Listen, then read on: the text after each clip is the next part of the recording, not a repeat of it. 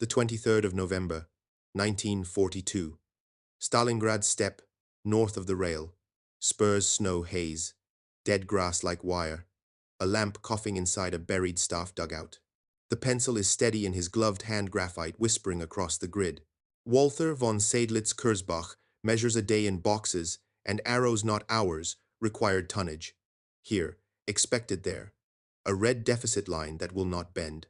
The stove smells of paraffin and damp wool. Breath hangs in the air like frostbit smoke. Heart slow, then quicker. 6 count in, 6 count out. Hold the hand still. Hold the line still. Through the timbered roof comes the first low animal note, not thunder, but a rolling growl that thickens the air. 2 seconds, somewhere beyond the drift, turning toward the pocket. The pencil pauses. The radio handset is hard and slick underfelt. Frost bites through to bone. He writes a number anyway. 500 tons needed, 100 promised. Minutes of life, disguised as supply. Outside, the wind lifts powder snow, and the steppe answers with distant regular concussions, each one punching dust from the ceiling. He thinks of the oath he never spoke aloud, never spend men for ornament, and of the order he cannot disobey hold. Precision and obedience, 2 rails, 1 terminus. He can hear the guns aligning by habit crews, drilling through numb fingers, barrels black with cold discipline. A voice breaks the net, not fear, just tempo. Rotate guns by hour, trucks every 20 minutes. If a tube freezes, switch crews, do not stop the line. Another click, then silence. The enemy speaks like a factory, not a regiment. He looks back to the board. Fuel becomes kilometers.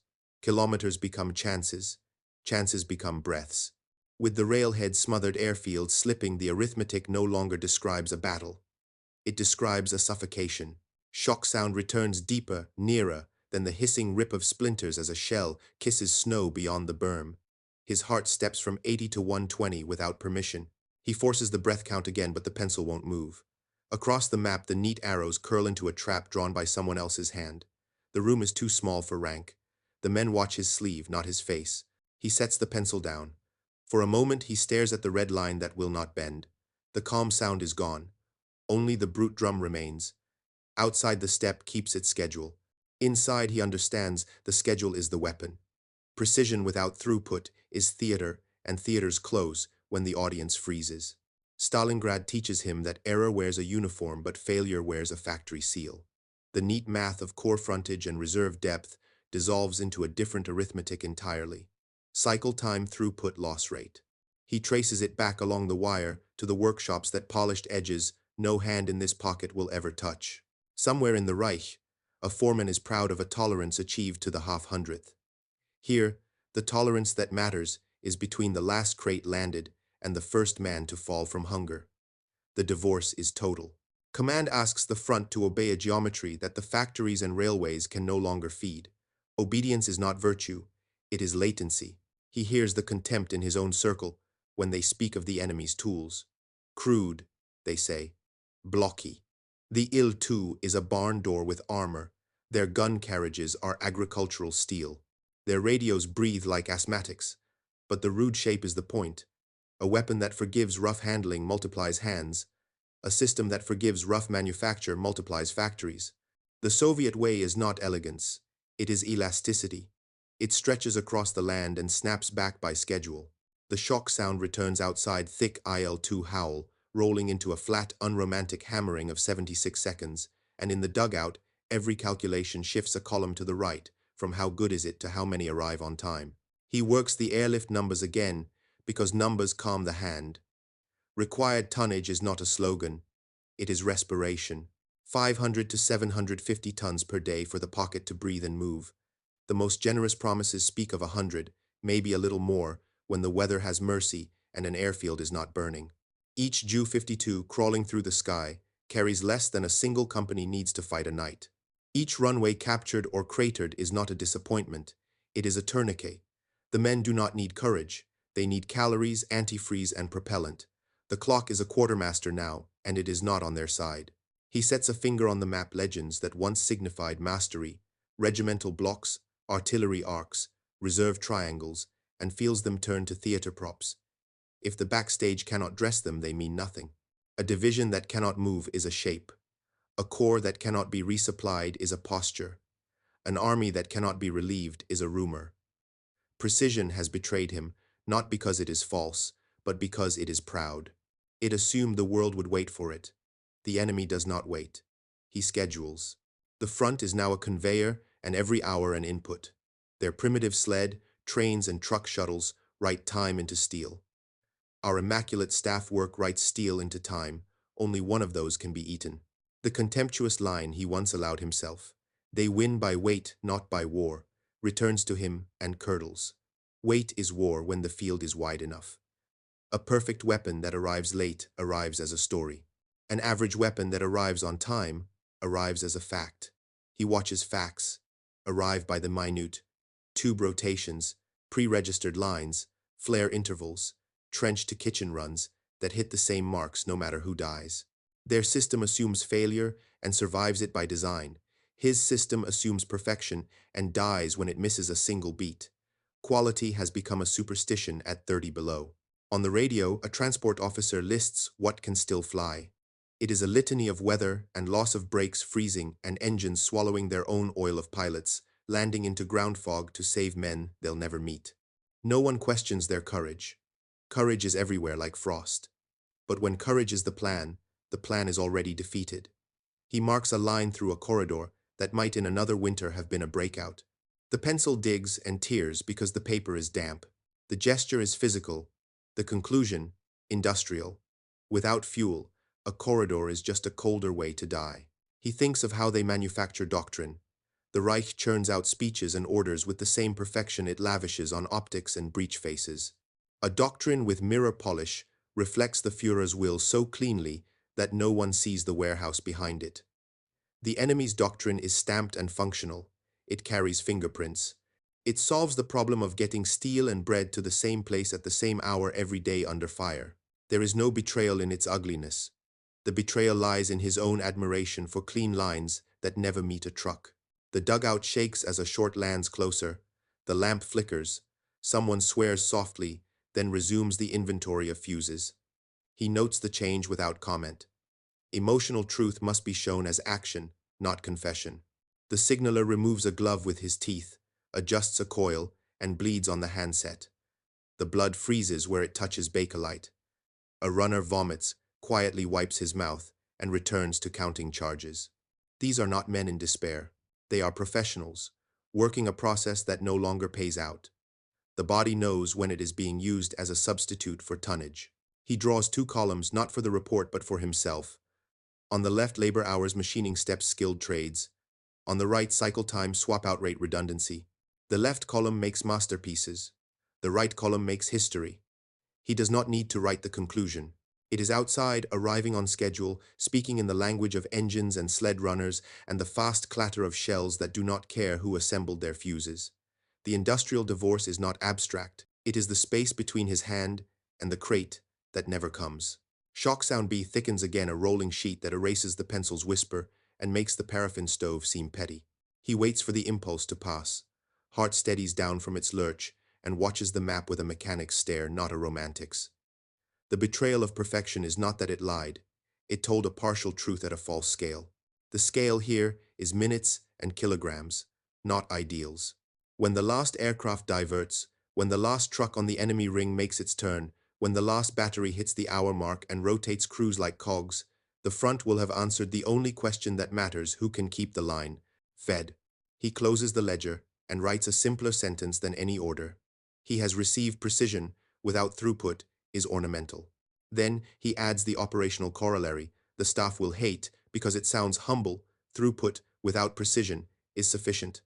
The enemy has chosen sufficiency and made it ruthless. Until his own side chooses the same, every plan here is an engraving on ice. Dawn creeps in as a gray smear that never turns to day. The relief attempt is written in small letters, a corridor measured in fields, not maps, and it begins with the old comfort of procedure. Watch set to 0, runners briefed, guns pre-registered on 2 hedged lines, assault platoon, spaced by the book. A narrow seam, southwest, a draw that crosses a windbreak, then a low crest where the snow hardens into a rind. If the ridge is taken by H+20 wagons, will follow with stretchers, and the radio team will lay a wire line to a point marked with a triangle and a date that was optimistic even when they inked it. He hears himself repeat the checklist in a steady voice, because steadiness is a currency. You spend it so others can walk. The first minutes are almost clean. Smoke pots kiss the ground and hold their breath. A pair of 10.5 seconds step the ranging like metronomes for the map squares, ticking forward in tidy half-lines, and for a moment, the doctrine looks as if it still wants him. A squad slips along the fence posts, bayonets dull with frost. A machine gun team unspools the belt so carefully the links look ceremonial. He notes the timings on a board, nailed to a packing crate: lift at 4, move at 6, cross at 9. The pencil finds its whisper again. Sound A returns long enough to make him believe the world can be drawn back toward order by sheer neatness. Then the shock sound arrives, as if someone tilted the entire step and poured it toward them. Low IL. 2 engines that seem to hold one note, while the ground vibrates with a different, angrier one. The first shells walk in from a bearing that was quiet all week. The air itself fattens and grows granular. A runner goes down, not from shrapnel but from ice. His feet vanish under him and rises spitting snow, continuing the sentence he was speaking when he fell. The wire party curses, cuts, and rejoins teeth, clacking the metal. The metronome on the 10.5 seconds stutters as a breech balks in the cold. The gun captain slaps the wedge and swears by saints he does not believe in breath bursting like torn paper. They try the clean solution first. Shift the barrage by 1 square, raise the smoke, advance the left platoon to straighten the angle. Each instruction feels righteous. Each is met by a reply the enemy has already cued. The smoke lifts on its schedule, not theirs. The left platoon takes 1 step and then lies flat. Not because someone ordered it, but because the ground erupts in overlapping circles, mortar and field gun, and something heavier that bull rushes the frozen soil. He looks for the gap their scouts swore was there, and finds only the suggestion of a gap. Then a sled train slides through it as if by appointment, men in gray-brown, padding, tugging ammunition, with a speed that looks slow until you parking. Count how often it happens. The corridor is being sewn shut by routine. His signaller removes a glove and reaches for the handset. The skin on 2 fingers sticks to the metal peels, and he does not notice for 3 breaths. Blood freckles the bakelite and goes hard. A code group arrives that was never meant to carry this much weight.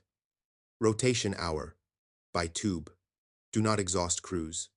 Someone on the other end is reading from a board. The voice is clean, almost bored. He knows the tone. It is the sound of a factory floor where the line has learned to step over whatever drops. Their doctrine breathes through men who have stopped asking whether this should be happening. They are built to make it happen. A gun layer in his own battery begins to shake. Not fear, but a failure of muscles warmed and chilled too many times. He tries to seat a primer with numb fingers and skates it sideways, hears the captain's intake of breath and tries again. The loader bumps the shell on the rim and loses a second, then another. The captain will not shout, because shouting wastes air. The missequenced motion compounds. The layer forgets to brush frost from the sight glass. The traverse drags as if someone filled the gears with sand. The range correction that should be an easy notch becomes a stuttering back and forth that ends in good enough. A round goes high. The next falls short. The rhythm fails. He watches discipline become friction, an honest machine turning itself into heat for a cause that gives nothing back. The corridor that looked like a seam becomes a funnel. The enemy's shelling is never spectacular, never theatrical. It is merely constant. Boxes, not crescendos. A line of 76 seconds somewhere beyond the haze trades places with another line. The impact pattern does not change when the voices do. He recognizes the design. Break every component down to tasks that any set of hands can complete under stress. Then rotate the hands on a clock that ignores fear. Their ugliness is a tactic. So is their patience. And their trucks keep making the turn at the windbreak just behind the sleds, just ahead of the infantry file, whose boots wear the same path until the snow remembers them. His heart rate ticks up again, 80, then 100, then the familiar 5-beat stutter that his physician once called nerves, and he now calls math. He tries the breath count and loses the count at 4 as a near short throws splinters into the dugout roof. A man beside him recites fuse types without looking down, as if his tongue has learned the weight of each syllable. Another peels the wax from a crate with his teeth and spits the scrap to the floor, then apologizes to the crate out of habit. No one is melodramatic. The body learns a second grammar at the front, and today that grammar is all object and no verb. He revises the timings on the packing crate board. The pencil carves damp fibers and leaves a furrow. Lift at 4 becomes lift at 6. Move at 6 becomes move when the ground stops snarling. Nothing does. He speaks into the handset and hears his own voice make reasonable noises, the way a man dying makes apologies. Winter storm, the ghost beyond the ring, is a date more than a force now. He translates fuel to minutes and finds that the minutes do not add up to a crossing. The wagons crouched in the gully will not be stretchers tonight. They will be returns. A machine gun in the forward file frosts its own receiver and stumbles. The gunner flares a match and cups it as if blessing a child. The belt snarls in the feed tray like a snake tightening on itself. He clears it with a motion he learned at a summer range, and the motion fails because summer is a lie told by training grounds. A second team further left does not hesitate. They do not fix anything. They swap the entire gun. It is not elegance. It is a procedure that assumes the first tool will fail and wastes no time grieving it. He tastes bitterness and calls it respect because that is cheaper than envy. Shock sound. B. Swells again. I. L. 2 seconds stepped in from a lower line. The note thick and patient. Then the stair-step of rockets that do not sound like courage or anger, only like a schedule being kept. The platoon that was supposed to cross at 9 does cross in fragments on their bellies, hauling 2 men each by the straps because straps are what the cold lets you grip. One corporal makes the fence and curls under it as if entering a church. A shell lifts the fence, and the corporal at the same time, and sets both down further on rearranged. A medic crawls the other way, with a needle in his teeth, blinking ice from his eyelashes, and taps a boot twice to say, "Here," because words have become slower than fingers. The corridor closes without anyone announcing it. There is no trumpet. He knows it has closed, because his runners stop returning to the same hole, in the same drift. They begin to choose the safer hole, 2 meters downwind, without instruction, and that is how you know when choice has become superstition. He marks a cross on the board where the wire line was supposed to reach, then draws a box around the cross because boxes feel like control. The lamp spits once, starves, and steadies. The stove goes on breathing paraffin and damp wool like an old animal. He inventories the price of the first hour. It is not high in bodies, it is high in minutes. The batteries ready to fire has slipped by 13. The wire team splice kit is down to 2. The medical pannier has warmth for 3 and need for 8. The corridor may open for a moment later here or there and close again. And if it does, it will be because their opposite number made an error in the book, not because his side wrote a better book. He feels the shame come like heat under his coat and lets it pass without name. Shame is a luxury good. It is imported by fuel. When the barrage wavers, he gives the order any good officer gives to keep his men alive under a lie. Hold where the ground is kind. Do not spend the steady men on a crooked line. Pull the far left back 1 orchard. Make the enemy adjust. The private oath snaps in 2 and lands on the floor like a length of wire. Hearts spike, then settle to a purposeful climb. The men move not with panic, but with the speed of workers changing shifts. The sound outside reorganizes around their retreat and finds its cadence again. He takes his glove off at last and touches the map. Paper cools the pads of his fingers. The fibers drink the damp from his skin. Precision still looks beautiful to the eye that loves it. But the eye that wants the truth has learned a new trick. It watches how often a line is fed. The opening move was correct, the men were right, the training unarguable. The trap was not a mistake. It was a property of the place. Saturation is not an event here. It is the climate. And climate always wins. They hold the orchard because the ground is kind to men who crawl. Trees break the wind and the artillery math. Trunks interrupt fragments and give the body somewhere to put its fear. He orders the pullback in a voice that feels borrowed, then discovers it carries well, because the line understands a simple verb at last. Hold, shift, refuse. The corridor is gone, and the map has stopped pretending it can be negotiated with. He feels the oath's broken ends like wire inside his chest. Then the wire does something he did not expect. It uncoils and becomes a useful length. The first measurable change is in hands. The gun layer who shook learns to brace the heel of his palm against the sight housing and guide the lever with bones, not flesh. The tremor matters less when the motion is a push along steel. A runner stops sprinting. He jogs. He arrives speaking in complete sentences. A sergeant who used to correct the angle of every sandbag now kicks two into place with his heel and moves on. Things are uglier and faster, and they work. His heart, which has hovered in the nervous hundreds since dawn, drops to 92 when a section refuses a perfect foxhole and instead digs a shallow scrape they can leave in 1 second. He writes the number in the margin without knowing why. It is the first statistic of heresy. Shock sound B returns as the orchard learns to breathe with the enemy's schedule. The low IL-2 note slides across the rows, like a plane of pressure flattening small branches, then hands the field over to the flat hammer of 76 seconds, walking the ridgeline. He times it unconsciously, 56 seconds, heavy 44 light, then the rockets that cut strips out of the snow and leave them steaming.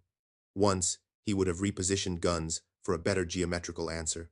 Now he moves his wounded during the quiet 44 and is satisfied when the plan is nothing more than a gait.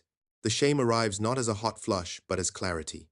He watches a squad leader bundle two men into a single blanket and lash them to a sled from an enemy crate, then pull with his rifle sling, while another man pushes with a boot against the sled's tail. There is nothing proper in the arrangement. It is perfect. He understands that he is no longer measuring his worth by the precision of his dispositions. He is measuring by throughput how many breathing men per minute cross a lane before the next pattern of impacts. The thought is blasphemy in any staff conference he ever chaired. Here it is law.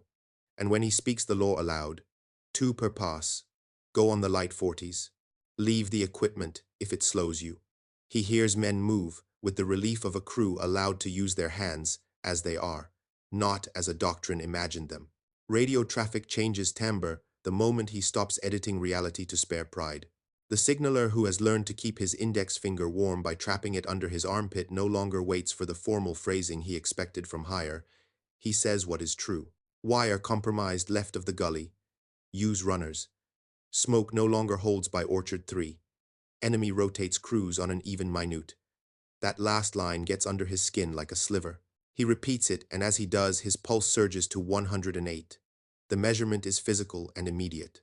He feels the shame in the upshift. For months, he demanded words about honor and will. Today, the only sentence that changes outcomes is about a clock. He violates himself again with a small order that would have earned a reprimand in summer. Battery 2, accept dispersion. It means stop chasing the tight group. Embrace a spread that denies the enemy the pleasure of predicting your fall of shot. The captain on the line hesitates for exactly 1 heartbeat. The old faith still clings, then, says Jawol. And a minute later the orchard receives a ragged pattern that bites in more places than it impresses. The men smile with their eyes because the air around them feels less haunted by certainties. A misloaded shell tumbles and does no harm. In a perfect doctrine, that error would be cause for penance. In this doctrine, it is a rounding error paid in noise. A shell takes the front of the forward dugout off as neatly as a book cover. Papers lift and wheel illuminated flakes drifting between trunks. He would normally save the papers first, maps being the soul of a headquarters. Instead, he drags a corporal by the belt and counts his breaths until they turn from whistles to steam. The breath count reorders his universe. He does not love his men more than he did an hour ago. He has discovered the unit in which he must love them. Breaths per minute, liters per day, minutes of life per liter of fuel. He hates the discovery and writes it into the margin of his mind anyway. The enemy continues to be themselves, patient, repetitive, unbrilliant. He recognizes that this is what brilliance looks like when spread across an army, a refusal to rely on brilliance.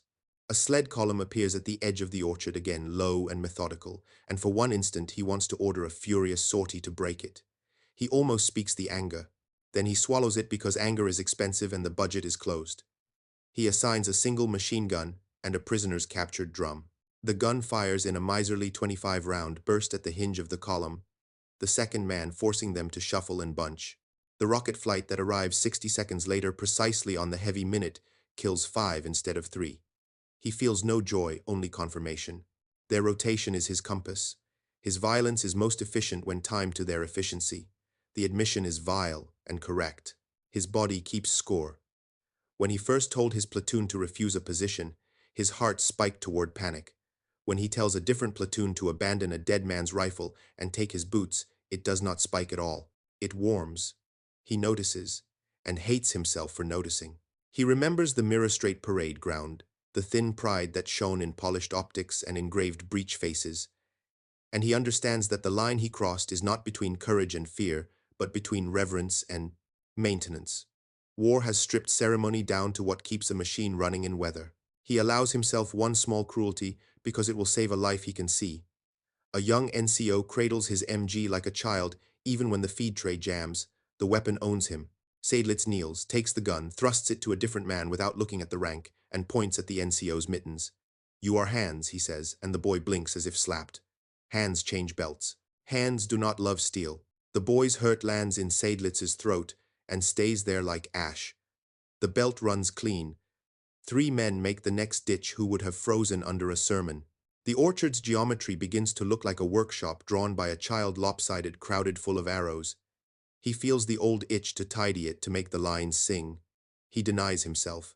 He orders the ammo point to move 20 meters into the lee of a manure pile, because heat bleeds there and the crates will thaw faster.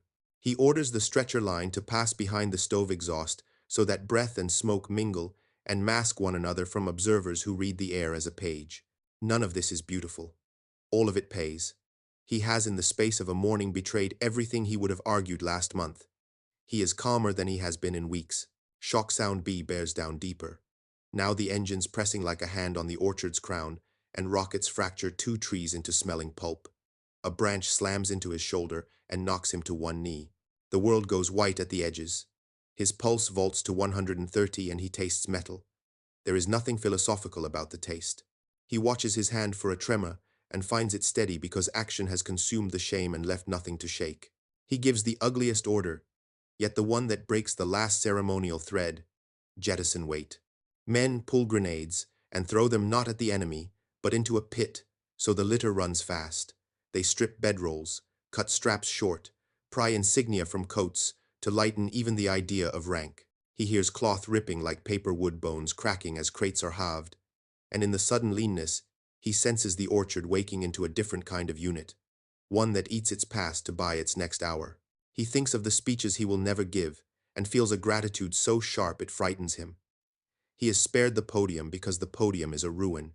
He will answer later for what he has done today, if there is a later, and the answer will be written in a language the rear does not speak.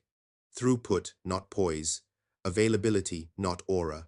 He wonders if there is a sin in that, and then stops wondering because sin is also expensive. The turning point arrives without fanfare. A runner kneels beside him with a slate covered in large, clumsy numbers. The runner has written them because his hands will not hold a pencil anymore. Casualties in the last cycle lower by a third, he says. Wounded move twice as fast. The runner looks apologetic as if he has cheated. Seydlitz nods and feels the old self recede like a tide. He is not less a soldier. He is a different kind. No oath can hold a man against arithmetic forever. The shame that named itself irrelevance reveals its actual shape: reverence for a form that could not feed its content. He steps out from the trunk's lee when the light 44 comes, walks the row, and touches shoulders with his bare hand, counting breaths and faces. He stops at the gun layer who shook and sees that the man has taped his fingers to a wooden spar, turning his hand into a lever. It is grotesque and clever, and it works. Seydlitz nods once and feels a heat behind his eyes that is not grief. It is recognition of a nation he did not swear to, the nation of people who solve for time. The radio brings him a distant promise: winter storm again, a voice from beyond snow and rails, and he does not straighten at it. He files it where it belongs, on the shelf marked theater. The present is not theater. It is a shop floor under bombardment. The machine either runs or it does not. He chooses finally, and without rhetoric, to keep it running by any means that trades polish for flow. He will be relieved for this, if they live long enough to relieve him. The thought does not trouble his pulse. When the next heavy minute starts, he raises his arm, and men rise with him, not because the line is beautiful, but because it is fed. They move back. One more tree line lay wire in kinks instead of straight and cut firing slits that look like torn cloth. The orchard absorbs them and continues. He can hear beyond the trunks the enemy's trucks making their turns like planets, patient, accurate, forgiving. He no longer despises the sound. He takes it as weather and plots around it. He does not say the new doctrine aloud. He lives it. And when he finally lets himself breathe to 6 again, He finds the count returns of its own accord like a tool put back on the right peg. The shame has done its work. It has burned out whatever in him mistook ornament for strength. What remains is narrow and brutal and justified by numbers.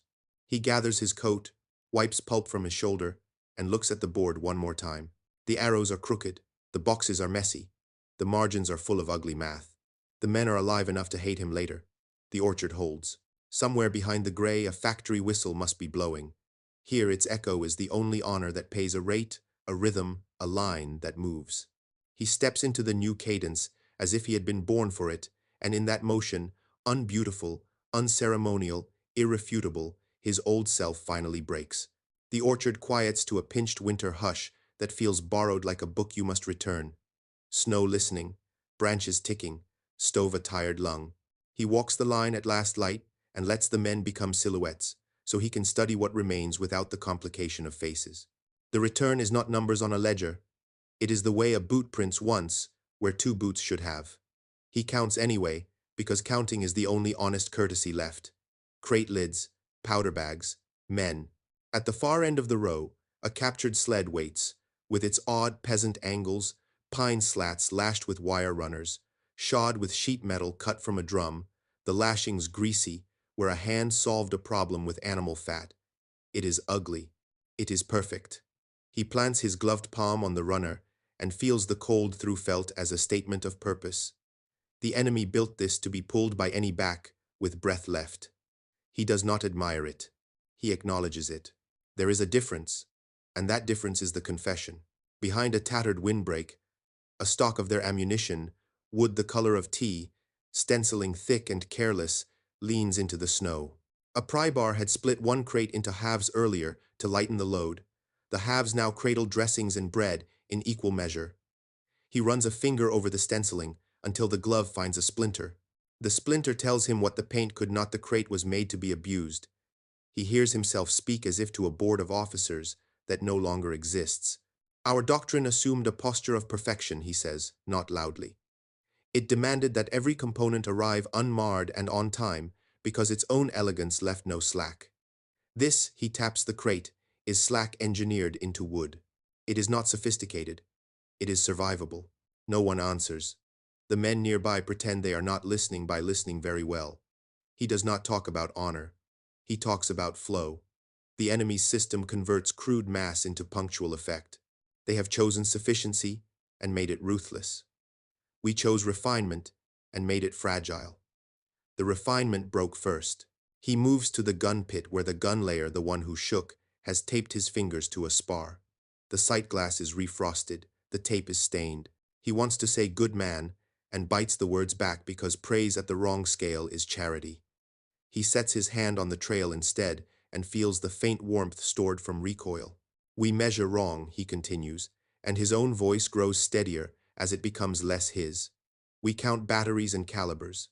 They count cycles and rotations. We celebrate accuracy. They celebrate availability. The battlefield, as it exists in weather, prefers their arithmetic.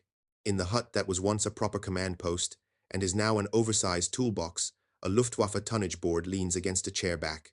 The chalk lines still say what they have said for days. 500 to 750 tons required.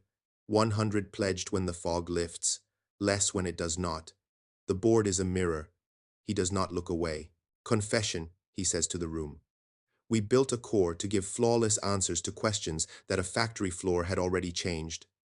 We believed that bravery could amortize deficit. It cannot. Bravery unpaid by supply is consumption.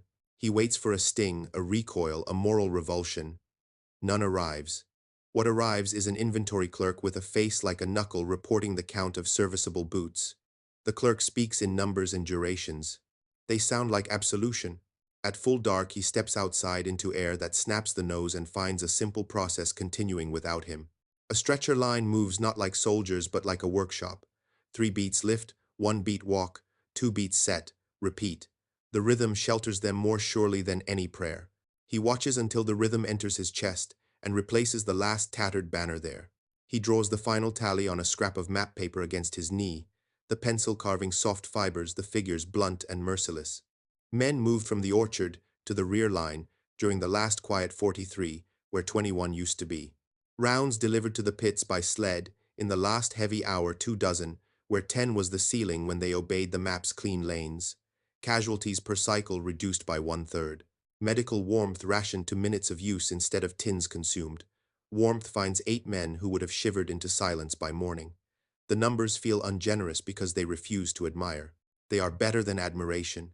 He writes a single line beneath them because doctrine demands a line. Precision without throughput is ornamental. Throughput without precision is sufficient. He can hear the staff in his head object to the ugliness of the phrasing. He lets them object.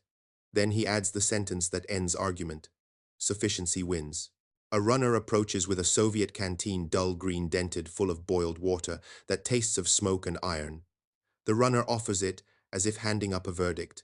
He drinks. The water is indecently warm, and the heat moves into him with a clarity he has never felt from any speech. He passes the canteen back and nods. This is what doctrine must feel like, he says. Not pristine, paid. The orchard exhales another slow breath of paraffin and snow.